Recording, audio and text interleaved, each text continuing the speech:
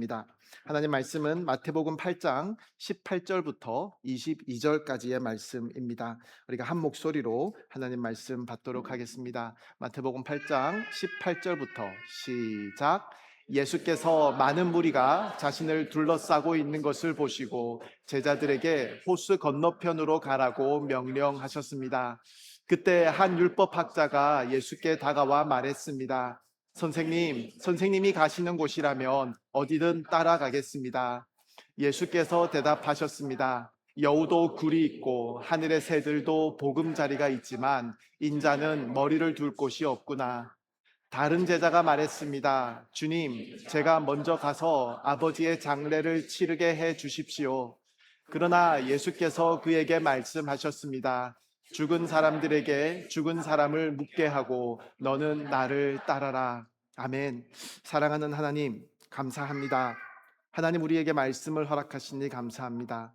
예수님을 따르고자 하고 예수님 앞에 나온 사람들을 향하여서 어쩌면 참 무거운 말씀을, 어쩌면 참 아픈 말씀을 하시는 그 예수님의 음성을 오늘 우리가 들었습니다.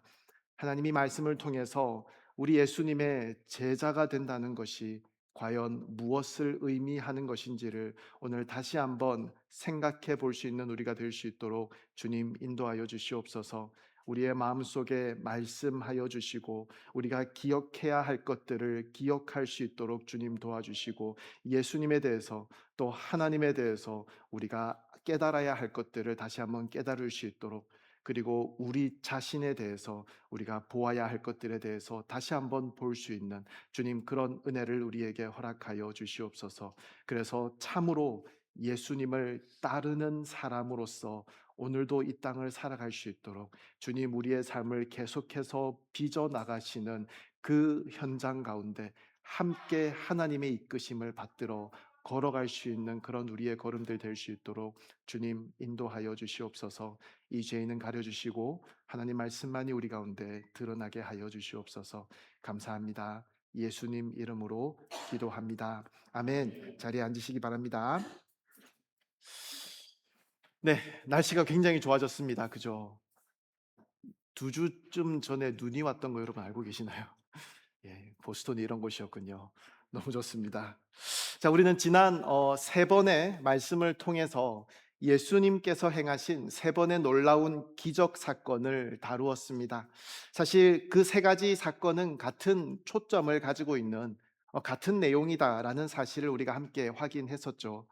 예수님의 능력을 드러내는 사건들이었습니다. 세상 모든 것들이 사람뿐만이 아니라 심지어 질병마저도, 심지어 죽음마저도 이 예수님의 말씀을 듣고 복종하는 그런 권세의 말씀을 선포하시는 하나님 나라의 왕이신 예수님이신 것과 동시에 한 사람 한 사람을 향해 큰 긍휼을 베푸시며 한 사람 한 사람을 품으시는 그런 자비의 왕이라는 사실을 우리는 함께 묵상했었습니다. 그리고 이 이적들이 있기 이전에는 무슨 일들이 있었죠? 많은 사람들이 예수님의 권세의 가르침에 놀랐다라고 말씀했습니다. 그랬더니 오늘 말씀처럼 많은 사람들이 예수님을 만나려고 가버나움으로 몰려왔습니다. 메시아가 오기를 간절히 기다리던 당시 유대의 많은 젊은 청년들도 앞다투어서 예수님의 제자가 되겠노라 말하며 그렇게 나아왔을 것입니다. 그런데 예수님은 이런 분위기에 고무되지 않으셨습니다. 많은 사람들은 예수님으로 인해서 흥분하고 있었지만 예수님께서는 덩달아 흥분하지 않으셨습니다. 예수님의 시선은 많은 사람들의 그 숫자에 있었던 것이 아니라 예수님의 제자들에게 있었습니다. 그래서 예수님은 오늘 본문 18절 말씀을 보면 그 제자들에게 명해서 호수 건너편으로 가자라고 말씀하십니다. 나중에 10장으로 가면요, 예수님은 그 부르신 12 제자들을 보내시면서 이미 그들 가운데 임한 그 하나님 나라에 대해서 전파하도록 말씀하십니다.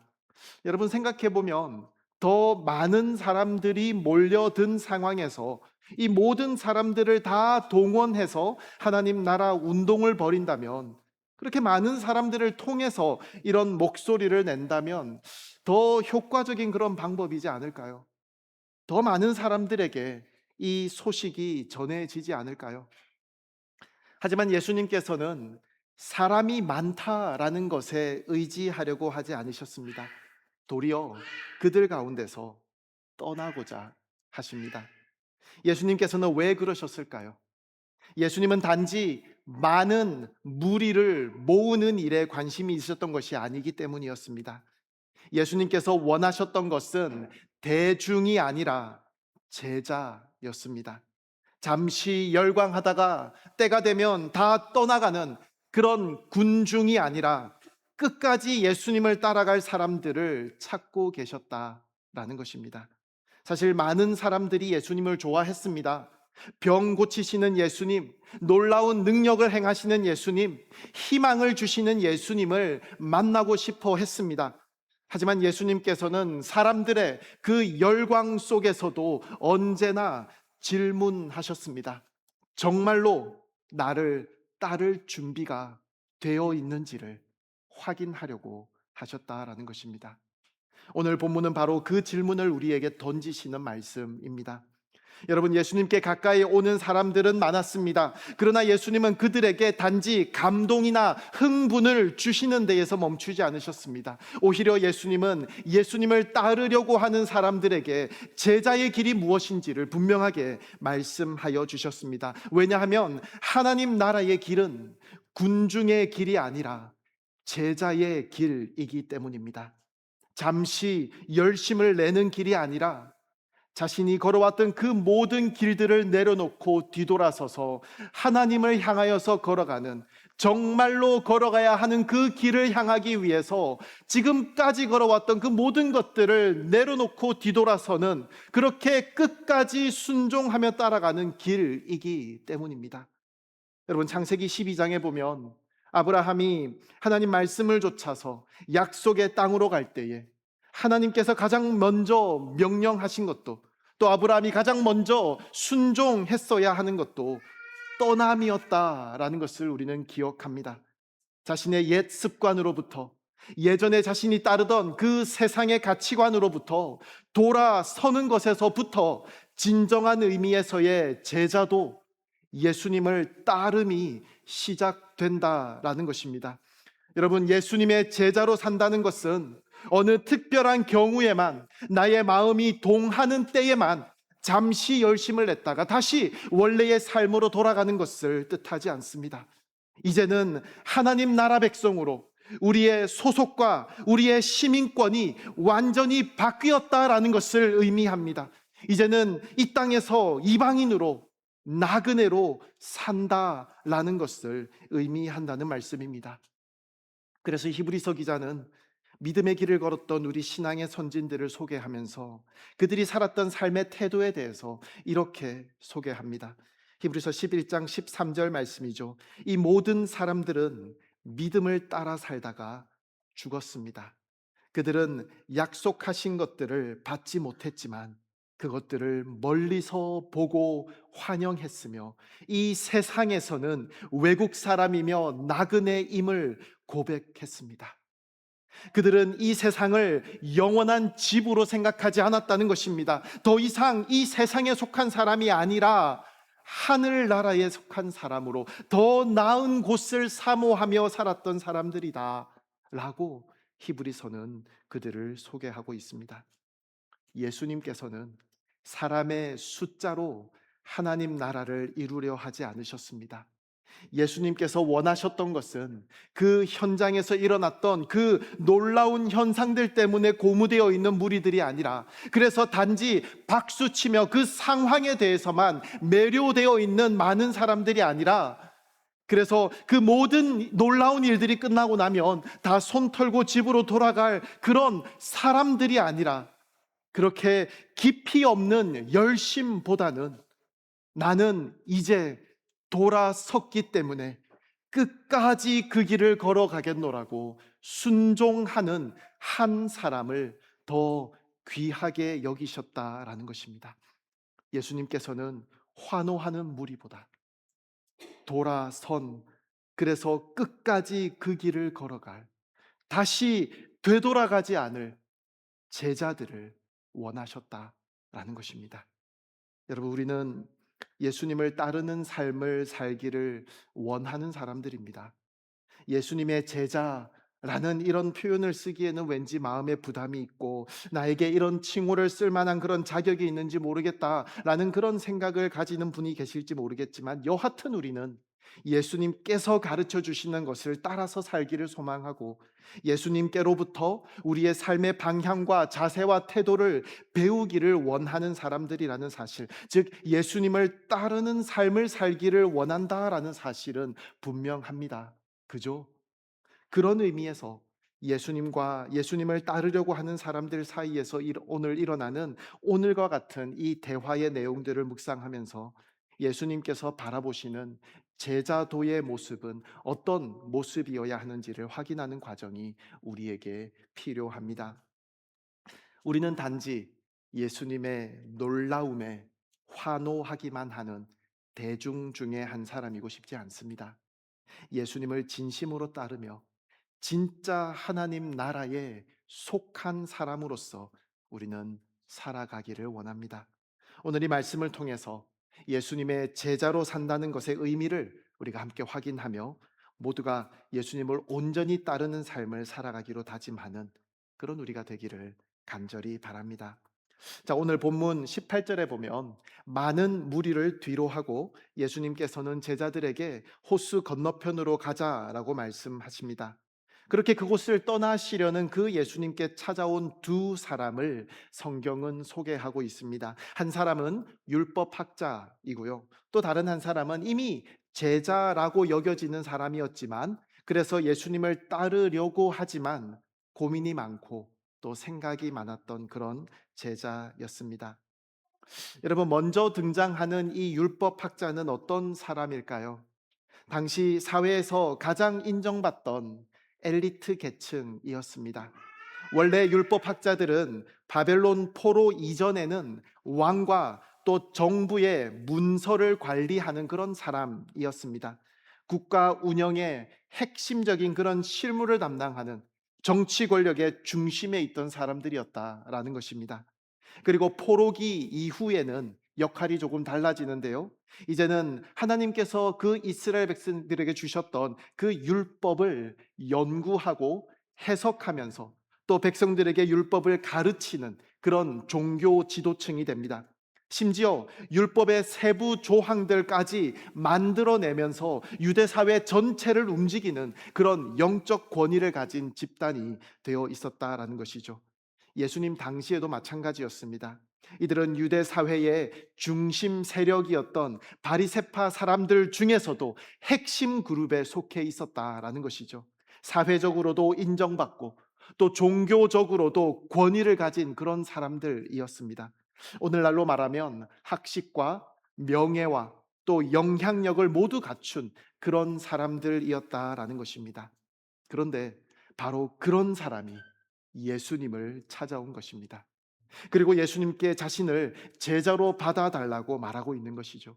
사실 인간적인 그런 생각으로 보면 예수님 입장에서 놓칠 이유가 전혀 없는 그런 사람입니다. 오히려 꼭 필요한 사람처럼 보입니다. 왜 그렇습니까? 당시 유대 지도층은 예수님을 인정하지 않았습니다. 예수님을 무시했고요. 예수님을 경계했습니다. 심지어 예수님을 배척하기도 했습니다. 그런데 그런 상황 속에서 이렇게 대단한 스펙을 가진 율법학자가 예수님을 따르겠다라고 하는 것이었습니다. 생각해 보십시오. 사람들이 예수님을 다르게 보지 않겠습니까? 저 정도 되는 사람도 예수님을 따른다고요? 저 율법학자가 인정한 선생이라면 무언가 다르지 않겠냐라고 예수님을 바라볼 것이기 때문입니다. 이 한 사람 제자가 된다면 예수님의 입지를 훨씬 넓혀줄 수 있었을 것이다 라는 말씀입니다. 하나님 나라의 복음이 당시 유대 지도층 안으로 들어가는 데에도 어쩌면 큰 도움이 될 수 있었을 것입니다. 인간적으로 보면 예수님께 굉장한 유익이 되는 그런 인물일 수가 있다라는 것입니다. 게다가 이 사람이 하는 말도 참 대견하지 않습니까? 선생님, 선생님이 가시는 곳이라면 어디든 따라가겠습니다 라고 말씀합니다. 얼마나 멋있는 고백입니까? 어디든지 따라가겠다라고 이야기합니다. 이런 말은 사실 아무나 할 수 있는 게 아니지 않습니까? 적어도 겉으로 보기에는 대단한 열정이 있는 사람처럼 보인다라는 것입니다. 예수님을 향한 헌신도 있는 것처럼 보입니다. 하지만 우리는 이 사람을 조금 더 냉정하게 살펴볼 필요가 있습니다. 왜냐하면 이 율법학자의 말 속에는 어쩌면 아직 예수님을 제대로 알지 못하는 모습이 드러나고 있기 때문입니다. 우리가 오늘 눈여겨보아야 할 지점은 이 사람이 예수님을 무엇이라고 부르고 있는가 하는 지점입니다. 이 율법학자는 예수님을 선생님이라고 부릅니다. 마태복음 8장이 시작하면서 예수님께서는 기적을 베푸셨습니다. 첫 번째로 병고침을 받은 사람이 나병 환자였죠. 여러분, 그는 예수님을 무엇이라고 부르고 있습니까? 2절에 보면요, 주님 원하신다면 저를 깨끗하게 하실 수 있습니다. 두 번째로 예수님의 기적의 은혜를 입은 사람은 이방인 백부장이었습니다. 유대인들이 무시하고 가까이 하지도 않는 이 이방 백부장도 예수님을 향해서 뭐라고 고백하고 있습니까? 6절에도 나오고요, 8절에도 나오는데요, 주여라고 부릅니다. 그저 말씀만 하십시오. 그러면 제 종이 나을 것입니다. 여러분, 예수님을 주님이라고 부른다는 것은 무엇을 뜻합니까? 여러분, 예수님을 주님이라고 불렀던 그 나병 환자와 그 백부장의 고백의 깊이와 무게에 대해서 우리는 이미 생각해 봤습니다. 그들이 주님으로 여겼던 그 예수님의 그 권세와 능력을 고백하던 그들의 진심을 우리는 기억합니다. 주님이라는 고백은 예수님이 그들의 삶의 주권자이심을 인정하는 고백이었습니다. 내 인생의 방향, 내 뜻, 내 선택, 이 모든 것 위에 계신 분으로 인정하고 모시는 그런 고백이었다라는 것입니다. 그런데 오늘 이 율법학자는 예수님 앞에 나와서 예수님을 그렇게 부르지 않습니다. 그는 예수님을 단지 선생님이라고 부릅니다. 아니, 어떤 호칭을 사용하느냐가 뭐가 그렇게 중요합니까? 하는 생각을 할 수도 있습니다. 그 고백의 내용이 중요한 것이지 예수님이 선생님이신 것도 틀린 표현이 아니잖아요 라고 지금 생각하는 분이 계실지 모르겠습니다. 하지만 여러분, 우리가 누군가를 어떤 호칭으로 부르느냐 하는 것은 나와 그 대상과의 관계를 내가 어떻게 인식하고 있느냐를 보여주는 아주 중요한 요소가 되기도 합니다. 예수님의 제자들은 대부분 예수님을 주님이라고 불렀습니다. 물론 때로는 라비어 선생님이라고 불렀던 적도 있습니다. 하지만 대부분의 경우에는 주님이라고 불렀다라는 것이죠. 그런데 그 제자들 중에서 예수님을 주님이라고 부르지 않고 끝까지 라비어 선생님이여 라고만 불렀던 제자가 한 명 있습니다. 여러분, 누군지 추측할 수 있겠죠? 바로 가룟 유다였습니다. 그는 예수님 곁에 있었지만 끝내 예수님을 자신의 삶의 주인으로, 주님으로 받아들이지 못했습니다. 예수님에게서 많은 것을 배웠을 것입니다. 예수님과 함께 많은 것을 경험했을 것입니다. 하지만 정작 자신을 맡기지는 못했다라는 것입니다. 그리고 우리는 그의 마지막이 얼마나 비참했는지를 기억합니다. 어쩌면 지금 이 율법학자도 비슷했을 수도 있습니다.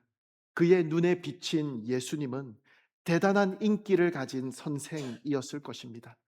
수많은 무리가 몰려들고 사람들이 열광하는 모습을 보면서 그는 마음이 움직였을 것입니다. 게다가 예수님의 말씀을 들어보니 어떻습니까? 율법학자의 자신이 들어봐도 놀라울 만큼 깊이가 있는 말씀이었습니다. 기존의 율법 교사들과는 비교할 수도 없는 그런 권위와 통찰을 가진 그런 가르침이었을 것입니다.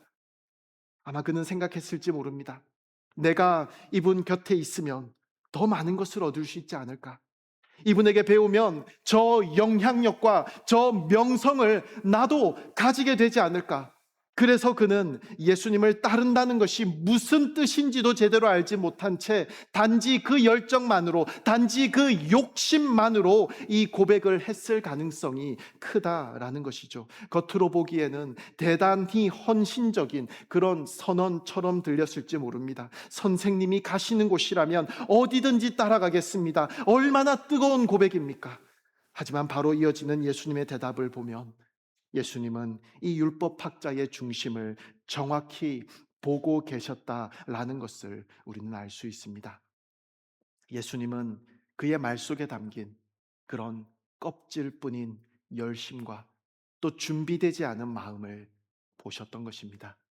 그래서 예수님은 지금 이 사람에게 제자가 된다라는 것이 단순히 감정의 열정이나 아니면 지적인 그런 호기심 이런 것들의 문제가 아니라는 사실을 드러내 보여주고 계십니다. 자, 예수님께서는 어떻게 대답하셨습니까? 20절 말씀이죠. 예수께서 대답하셨습니다.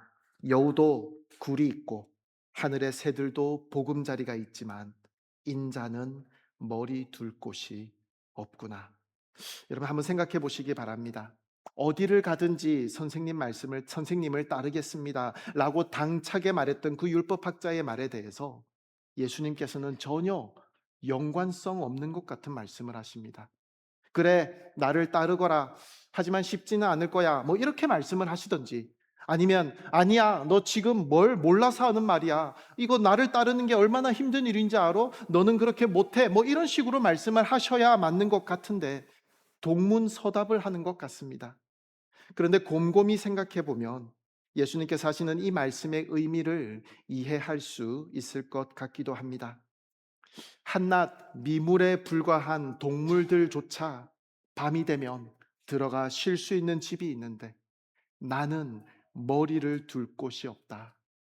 나는 이런 신세야. 라는 말씀을 하고 계신 것입니다. 나를 따라오려는 것이 과연 무슨 의미인지를 제대로 알고 따라와야 한다라는 것입니다. 나를 따르는 것은 그 어떤 부귀영화도 그 어떤 명성이나 사회에서의 영향력도 보장되지 않는다라는 것을 말씀하는 것입니다.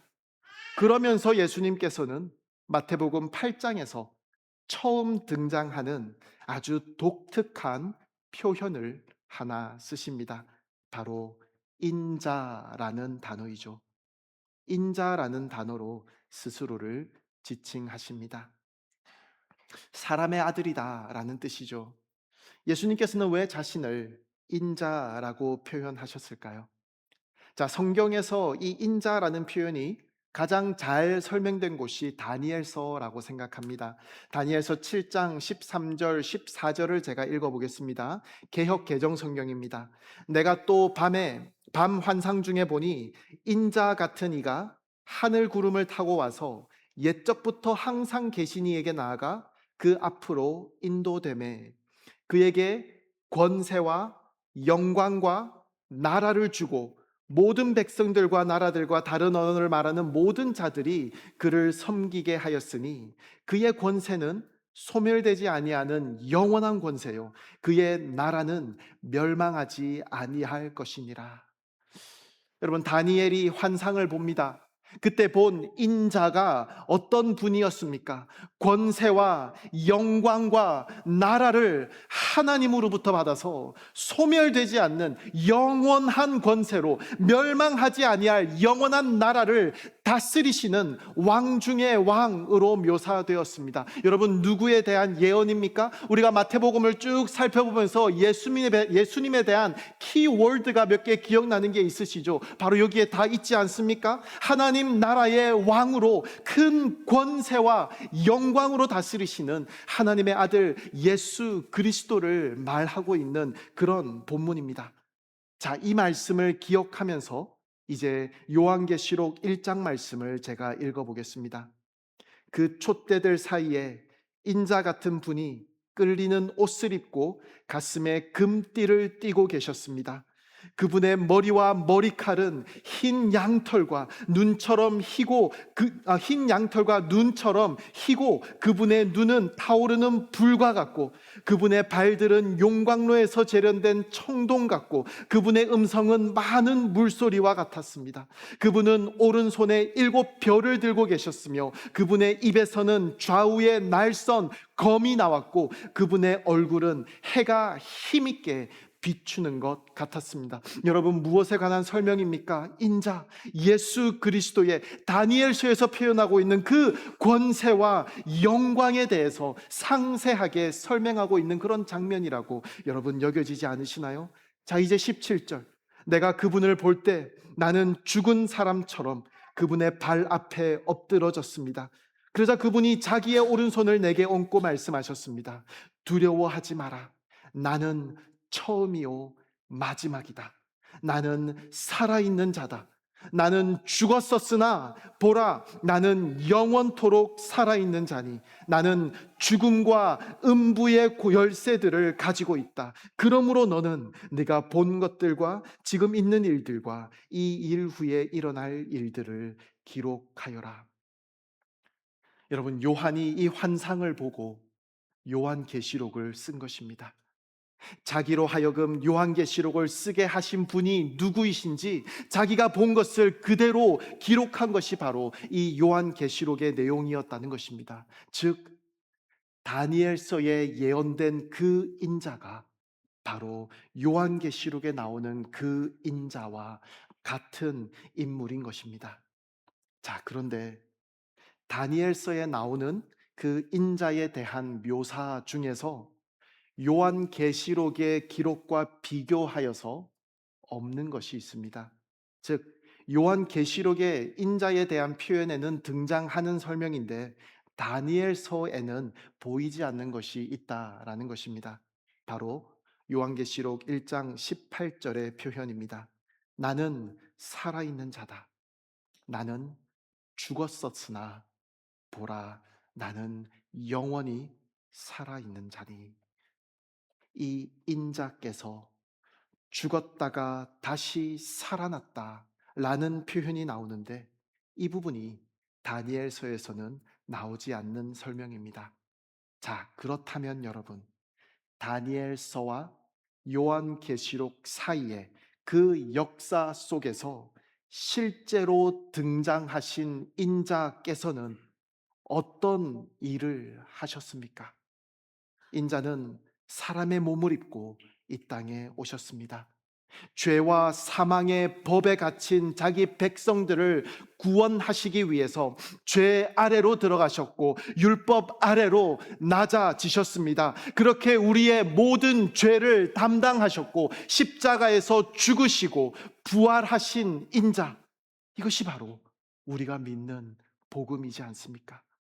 그분은 처음이요 마지막이라고 소개합니다. 우리가 존재하기도 전에 그분은 계셨습니다. 우리가 이 땅에서 사라질지라도 그분은 영원히 계신 분이십니다. 그래서 그분의 약속은 변함이 없고 그분의 약속은 영원한 약속입니다. 우리를 위해 모든 것을 다 주신 예수님, 그럼에도 영원토록 다스리시는 예수님, 여러분, 우리는 이 예수님을 믿고 따르는 삶을 살고 있다라는 것입니다. 이 권세와 영광으로 다스리시는 왕 되신 인자가 이 땅에 오셨습니다. 우리를 위해서 이 땅에 오셨습니다. 그런데 예수님께서는 뭐라고 말씀하시나요? 인자가 머리 둘 곳이 없다는 것입니다. 왜 그렇습니까? 요한복음 1장의 표현을 빌려서 영접하는 자, 곧 그 이름을 믿는 자들이 없었기 때문입니다. 요한복음 1장 11절이죠. 그분이 자기 땅에 오셨지만 그분의 백성들이 그분을 받아들이지 않았습니다. 예수님 태어나실 때부터 그러지 않았습니까? 막 태어나신 예수님은 누울 곳이 없어서 마구간의 말 구유에 누우셨습니다. 여러분, 성전은 하나님의 집입니다. 하나님의 이름을 두게 하신 하나님의 집입니다. 예수님은 하나님의 아들이시고 그 집은 예수님의 집입니다. 그런데 예수님께서 그 집에 찾아가셨을 때 그 집은 강도의 소굴이 되어 있었습니다. 하나님의 집인 성전에 갔을 때에도 인자는 머리 둘 곳이 없었습니다. 머리 둘 곳이 없었다는 말은 예수님께서 들어갈 곳이 없다는 그런 뜻이겠죠. 예수님께서 거할 곳이 없다는 것입니다. 예수님의 이 땅에서의 행적을 한번 더듬어 보시기 바랍니다. 예수님은 이 땅에 오셔서 하나님의 성전이 있는 저 예루살렘을 바라보며 우셨습니다. 다 타락해서 죄악 가운데 빠져 있고 모두가 자기가 왕이고 모두가 자기가 주인이 되어 있으니까 예수님이 주인이 되셔서 이 땅에 오셨는데 들어갈 틈이 없는 것입니다. 예수님께서는 왜 이 율법학자를 보시면서 이런 말씀을 하셨을까요? 이 율법학자가 무슨 계산을 하고 있는지 다 아셨던 것입니다. 그는 예수님의 인기가 탐이 났습니다. 예수님과 같은 그런 인사이트를 가지고 싶었습니다. 예수님처럼 설교하는 그런 사람이 되고 싶었겠죠. 예수님과 같은 그런 영향력을 가지고 싶었다는 것입니다. 그래서 예수님처럼 많은 사람들이 자기에게로 오는 것을 기대하며 예수님을 따르고자 했습니다. 그는 예수님처럼 그렇게 주목받는 삶을 살고 싶어서 제자가 되겠다고 온 것입니다. 예수님은 그런 율법학자에게 말씀하십니다. 내 안에, 너 안에 이미 너의 이익을 갈망하는 마음, 너의 영광을 구하는 계산으로 이렇게 가득 차 있는데, 그래서 그 안에 예수님께서 들어갈 자리가 도무지 없는데, 여전히 너의 인생의 주인은 너 자신인데 어떻게 너가 나의 제자가 될 수 있다는 말이냐? 인자가 누울 곳이 없다 라고 말씀하십니다. 여러분, 우리도 마찬가지이지 않습니까? 우리 신앙의 목적이 이 율법학자처럼 여전히 이 세상에 있는 것을 사랑해서 그런 세상에서 내가 원하는 것들을 성취하기 위한 목적으로 예수님을 사용하려는 마음으로 혹시 예수님을 대하고 있지는 않습니까? 예수님 내가 잘 따르고 예배도 잘 드리고 헌금도 꼬박꼬박 드리고 그리스도인으로서 내가 해야 할 일들 잘 하면 하나님은 내가 이 세상에서 원하는 것들, 내가 이루고 싶어 하는 것들을 다 이루게 해 주셔야 합니다. 결국은 나의 만족과 나의 유익과 나의 행복과 나의 꿈의 성취를 위해서, 그 목적을 위해서 예수님을 따르고 있는 그런 우리의 모습이지 않냐라는 것입니다. 예수님, 내가 이 땅에서 필요한 모든 것들을 내가 다 이루면서 살아갈 것입니다. 혹시라도 조금 부족한 것이 있다면 그때 예수님 나를 도와주시면 됩니다. 나머지는 내가 다 알아서 할 테니 그냥 잠자코 지켜보기만 하시면 됩니다. 그러다가 힘에 부치는 일이 생기면 그때 짜잔 하고 등장하시면 됩니다. 그 전까지는 내가 하고 싶은 대로, 내가 살고 싶은 대로, 내가 왕인 나의 왕국에서 내 마음대로 살아갈 수 있도록 그렇게 내버려 두시면 됩니다.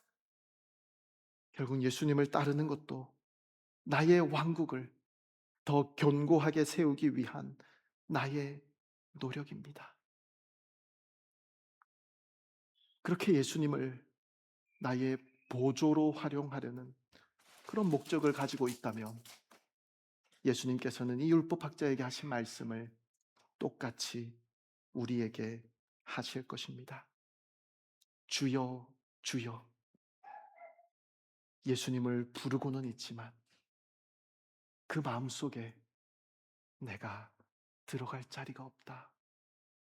그렇게 예수님께서 말씀하신다면 우리는 예수님의 제자가 아니라 단지 호기심에 기웃거리는, 뭔가 나의 인생에 도움이 될까봐 둘러보고 있는 그런 무리 중에 한 사람일 것입니다. 사랑하는 여러분, 이제는 나를 위해서가 아니라 정말로 하나님의 나라를 위하는 삶, 이제는 나의 주님 예수님께서 나의 안에, 나의 인생에 진짜 왕으로 좌정하셔서 나의 삶의 모든 것을 다스리시는 그런 삶, 주님, 이런 삶을 살게 하여 주시옵소서. 이렇게 간절히 구할 수 있는 저와 여러분 되시기를 간절히 소망합니다. 자, 이제 간단하게 두 번째 사람을 생각해 보겠습니다. 첫 번째 사람은 어찌 보면 별 생각도 하지 않고 고민도 안 하면서 자기 욕심에 이끌려서 일단 말을 내뱉은 그런 사람처럼 보입니다. 근데 두 번째 사람은 조금 다릅니다. 우선 성경은 그가 이미 제자이다 라고 말씀합니다. 다시 말해서 예수님을 진짜 따르고자 하는 그런 마음을 가진 사람이다 라는 것입니다. 이 사람은 예수님을 주님이라고 부릅니다. 예수님에 대한 올바른 이해도 가진 사람이라고 볼 수 있습니다. 단지 나의 욕심을 충족시켜줄 그런 존재로 예수님을 바라보는 것이 아니라 나의 삶의 주인 되신 분이라는 것을 진심으로 고백하는 사람이었다라고 볼 수 있습니다. 그러니 앞선 첫 번째 사람의 열정으로 가득하여 예수님께서 어디로 가시든지 따르겠다라는 그런 외침을 단칼에 거절하셨던 예수님께서 이 두 번째 사람의 머뭇거리는 이야기에는 단호하게 너는 나를 따라라 라고 말씀하셨던 것입니다. 진짜 제자가 될 자질이 분명하게 보였다라는 것입니다. 그 자질은 먼저 예수님에 대한 올바른 그리고 진심 어린 고백에서부터 시작한다라는 것을 우리는 기억해야 합니다. 그러면서 예수님 하시는 말씀이 죽은 사람들에게 죽은 사람을 묻게 하고 너는 나를 따라라. 여러분, 이 말씀은 처음 읽으면 굉장히 차갑게 들립니다. 어떻게 부모의 장례보다 더 급한 일이 있을 수 있습니까? 부모를 장사하는 일은 당시 유대 사회에서 가장 중요하고 기본적인 의무 가운데 하나였습니다. 그런데 예수님께서는 그것보다 더 중요한 것이 나를 따르는 것이다 라고 말씀하고 있는 것입니다. 그래서 어떤 사람들은 이 말씀을 오해합니다. 마치 예수님께서 가족을 무시하라고 말씀하시는 것처럼 생각합니다. 그러나 여러분, 성경 전체는 결코 그런 방향으로 말씀하지 않습니다. 하나님께서는 십계명에서 부모를 공경하라라고 명령하셨습니다. 사도 바울도 자기 가족을 돌보지 않는 자는 믿음을 배반한 자라고까지 그렇게 말씀합니다. 그러니 예수님의 이 말씀은 가족 사랑 그 자체를 부정하는 말씀이 아니다라는 것입니다. 자, 그렇다면 예수님은 지금 무엇을 말씀하고 계신 것입니까? 핵심은 이것입니다. 하나님 나라의 부르심보다 앞설 수 있는 것은 없다라는 것입니다. 여러분, 우리는 이 사람의 말을 조금 더 자세히 생각해 볼 필요가 있습니다. 이 사람은 단순히 아버지가 지금 막 돌아가셨기 때문에 지금 가서 장례를 치르게 해 주십시오 라고 말한 것이 아닐 가능성이 큽니다. 당시 표현으로 보면 아버지가 살아 계시는 동안 내가 집안의 책임을 다하고 세월이 다 흐르고 나서 모든 일을 다 정리한 후에 그 다음에 예수님을 따르겠습니다 라는 의미로 사용되기도 했다라는 것입니다. 다시 말해서 그는 예수님을 거절한 것이 아닙니다. 오히려 진짜로 따르고 싶어 했습니다. 하지만 지금은 아닙니다 라고 말하고 있는 것입니다. 여러분, 이것이 바로 문제였습니다. 첫 번째 율법학자는 자기 욕심 때문에 예수님을 따르려 했습니다. 그래서 예수님은 그의 그릇된 거짓된 열심을 드러내 보여주셨습니다. 그런데 이 두 번째 사람은 다릅니다. 그는 진심이 있는 사람이었습니다. 예수님을 주님이라고 부릅니다. 예수님을 향한 존중도 있습니다. 그러나 그의 문제는 욕심이 아니라 미움이었습니다. 주님 따르겠습니다. 그런데 먼저 이것만 좀 해결하겠습니다. 주님 순종하겠습니다. 그런데 지금은 상황이 조금 곤란합니다. 주님 헌신하고 싶습니다. 그런데 내 계획이 조금 정리되고 나면 그때 그렇게 하겠습니다. 여러분, 우리는 얼마나 자주 이런 모습으로 살아갑니까? 여러분, 우리는 예수님을 부인하지 않습니다.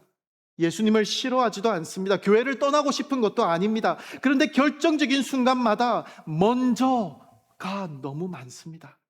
먼저 내 계획이 안정되어야 하고, 먼저 내 삶이 정리되어야 하며, 먼저 내가 원하는 것들이 이루어져야 하고, 그 다음에 예수님을 더 진지하게 따르겠다라고 생각한다라는 것이죠. 그러나 여러분, 예수님께서는 제자도를 나중에 문제로 두는 것을 허락하지 않으십니다. 왜냐하면 예수님은 우리 인생의 일부가 아니라 우리 삶 전체의 주인이시기 때문입니다. 그래서 예수님께서 말씀하십니다. 죽은 사람들에게 죽은 사람을 묻게 하고 너는 나를 따라라. 무슨 뜻입니까? 영적으로 죽어 있는 사람들은 여전히 이 세상의 질서 안에서, 이 세상의 우선순위 안에서 살아갈 것이다. 그러나 하나님 나라로 부르심을 받은 너는 이제 다른 삶의 우선순위를 가지고 살아야 한다라고 말씀하시는 것입니다. 여러분, 이것이 제자도의 본질입니다. 제자도는 단지 예수님을 좋아만 하는 것이 아닙니다. 예수님을 내 인생의 가장 우선되는 분으로 모시는 것입니다. 예수님께서 왕이 되시는 것입니다. 우리는 자꾸 예수님을 내 삶의 한 부분으로 두려고 합니다. 그러나 예수님은 우리 삶의 주변부에 계시는 분이 아니라 우리의 중심에 계셔야 하는 분입니다. 우리의 모든 것이 되셔야 하는 분입니다. 예수님은 우리의 조언자가 아니라 우리의 왕이십니다. 우리의 주인이십니다. 우리의 인생에 필요한 도움 몇 가지를 제공하는 분이 아니라 우리 존재 전체를 주장하는 분이다 라는 것입니다. 사랑하는 여러분, 생각해 보십시오. 우리를 부르시는 이 예수님은 누구이십니까? 머리 둘 곳이 없어서 이 땅을 사셨던 인자였습니다. 우리를 위해 십자가를 지셨던 왕이십니다. 죄인된 우리를 살리시기 위해 자기 생명을 내어주신 분이십니다. 그런데 우리는 얼마나 자주 예수님께 잠시만 기다려 주십시오 라고 말하고 있습니까? 하지만 여러분, 복음은 우리가 우리의 삶을 다 정리한 다음에 예수님께 나아가는 것이 아닙니다. 예수님께서 먼저 우리를 찾아오셨고, 먼저 우리를 부르셨고, 먼저 우리를 사랑하셨다라는 것입니다. 그리고 그 부르심 앞에 믿음으로 순종하며 따라가는 것이 제자의 삶이라는 것입니다. 히브리서 기자가 말했던 것처럼 믿음의 사람들은 이 세상을 자기 영원한 본향으로 여기지 않았습니다. 그들은 더 나은 본향을 사모하며 살았습니다. 왜 그렇습니까? 자기 인생의 주인이 하나님이시라는 것을 알았기 때문입니다. 여러분, 예수님께서는 오늘도 우리에게 같은 질문을 던지십니다. 너는 정말 나를 따르려 하느냐? 너는 나를 단지 도움을 주는 선생으로 생각하느냐? 아니면 내 삶의 주님으로 모시고 있느냐? 너는 여전히 너의 왕국을 붙들고 살아가고 있느냐? 아니면 하나님 나라를 위해서 살아가고 있느냐? 사랑하는 여러분, 우리는 단지 예수님의 기적에 감탄하는 무리로 남기를 원하지 않습니다. 우리는 끝까지 주님을 따르는 제자로 살기를 원합니다. 세상의 계산보다 주님의 부르심을 더 귀하게 여기고 나의 욕심보다 하나님의 나라를 더 사랑하며 오늘도 자기 십자가를 지고 주님을 따르는 참된 제자의 삶을 살아가기를 원합니다. 우리의 왕 되신 예수 그리스도를 끝까지 따라가는 참된 제자의 삶을 살아가는 저와 여러분 되기를 간절히 소망합니다. 찬양하겠습니다.